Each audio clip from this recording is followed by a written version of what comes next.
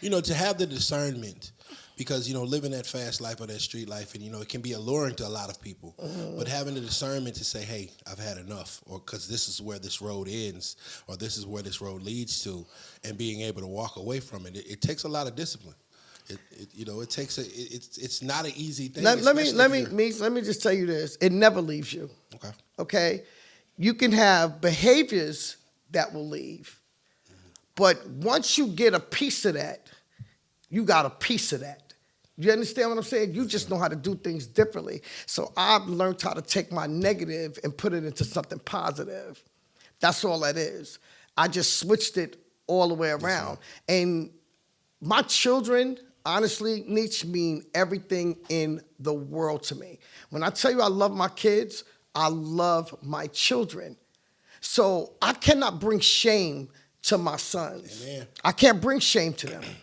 You know what I'm saying? I can't do all that crazy that was going on, and I'm somebody's mother. My first son, Rara, that passed away, I never forget, he was 9 years old, and I came home, and I had to go into, when I got shot and stuff like that, I had to go into a rehab because the pills and all, the other stuff had gotten an addiction where I had to go in, and I had to go in there to get cleaned up because I was telling them, I'm not taking it anymore. I'm not going on methadone. I'm not doing this.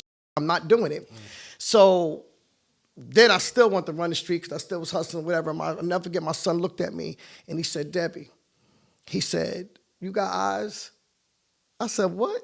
He said, do you have eyes? I said, boy, what are you talking about? He said, don't you see how you hurting us? Let me explain something to you. Ooh, when he said that to me, game was over. That was over. He wasn't this little baby anymore. This was a little kid. This is a 6-year-old kid saying this shit to me. So this wasn't no little baby. It wasn't like I could hide no longer doing the things that I was doing. I couldn't hide. They knew all that money in them shoe boxes and all the stuff that was there.